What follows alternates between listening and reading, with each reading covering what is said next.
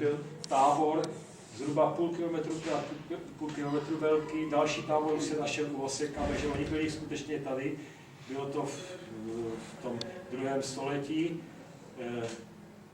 Markovanský válek. Avaři tady se prohnali, Tataři se tu prohnali, já to vezmu krátce.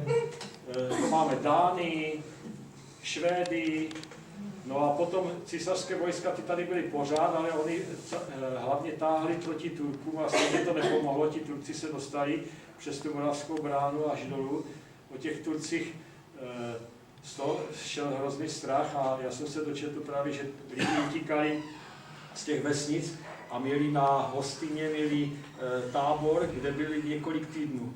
Potom, když se vrátili, tak zjistili, že ty vesnice jsou komplet vypálené, takže jim to stejně moc nepomohlo. Zachránili jako životy. Panenka hostinská zachránila. Ta blesky na ně pustila. Blesky, že? No.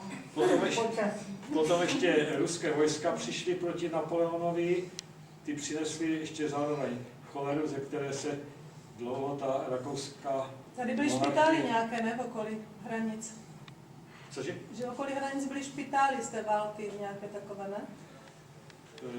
Přímo v hranicích, přímo tam kousek od nás, ne?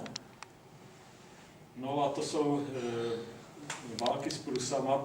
Napřed jsem myslel, že se to nás netýkalo, ale protože oni byli ve Slezsku, bojovali, takže ten kruh se uzavřel. Vynechal jsem tu úplně první světovou válku, druhou světovou válku. Prostě tady se neustále bojovalo, takže když dneska řekneme, že máme nějakou slovanskou krev, já nevím, jestli tam ještě něco zůstalo. Ještě ti tam chybí Al-Qaida. Udělej si tam čtvereček. Odstěhovala do Šantovky. Takže pátrat po těch vojácích, to je velice zajímavé. Ještě bych k tomu řekl, že vždycky zůstává nějaká památka. Na jednu památku bych upozornil, zítra tam dělám exkurzi, kdo má zájem tady zůstat. U hranic je Římský most, takže se tam můžeme stavit. No a jak jsem pátral po těch svých předcích, tak tady v té Moravské bráně byla spousta těch větrných mlýnů a oni právě ti moji předci, 5 generací byli větrní mlynáři, takže vám můžu ukázat, kde ten větrný mlýn stál, protože on jim zhořel. Ale teďka se vrátíme k hranici, takže... Takže to je náměstí, zámek je krásný, ty 2 budovy jsou propojené tou skleněnou střechou. To stojí za to se tam projít. Dneska je tam spoustu programů. Dneska je sníh na náměstí, že? Něco se tady děje. Měli jsme tady období, kdy do druhé světové války tady byli Židi, měli svoji ulici, zůstala po nich dneska už jenom synagoga a hřbitov. V té synagoze se dělají různé galerie a výstavy, je to také muzeum. Ty desky byly zlaté tam nahoře, že? No, ty desky, Mirko,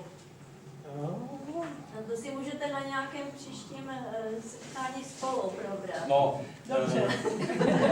jednu realitu vám řeknu, zhruba před měsícem, bavím se teďka o propasti, zhruba před měsícem našli další rekord hloubku té propasti, takže už je to 404 metrů a už je to nejhlubší zatopená sladkovodní jeskyně na světě.